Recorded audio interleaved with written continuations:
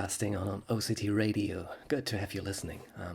There is a certain magic about broadcasting when sometimes there are moments that are unique and special, and those moments do not lose its beauty and magic in reruns. It's not about the live moment only. It is about it, but not only. And lately, news came in that German host, journalist, broadcaster Alfred Biolek had died, age 87. He still is one of the most innovative, charming, interesting characters German, even European television brought to us, I guess. Someone who also talks to people in various formats. He was a perfect role model of how to make your guest feel comfortable and welcome. But back to music. Back in 1978, Biolek started a unique and brilliant music show on German television called Bahnhof, which is Bio's train station in English. A title brilliantly chosen because it was broadcast from a train depot near the city of Cologne, with people being brought there via a special train, trains coming in, and a lot of music. The show itself was a combination of talk, entertainment, and, of course, music, classic to pop, and Alfred Biolek had a sense of introducing both audiences to each other, something that was and still is clearly separated, not only in Germany, I guess.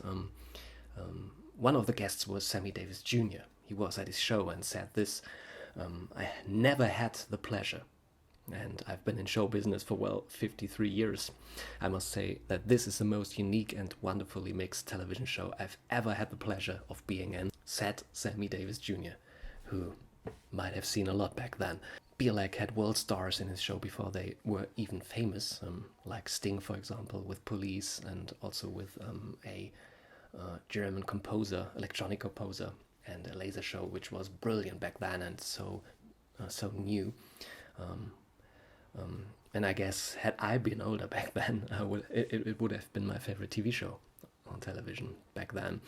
The whole show was new in its concept, setting, all that. It had magic, a brilliant host, and it had this moment, the moment I want to speak about right now, a moment that came to life because Biolek had been at London's EMI offices, where he was waiting for a conversation with some of the people there, and then he heard a voice, and it was the voice of very young Kate Bush that he then invited to Bio's Bahnhof, and she, magical herself, performed her new and brand new song back then, Wuthering, which is for me one of the most touching, brilliant, eloquent, sophisticated, and also favorite songs ever.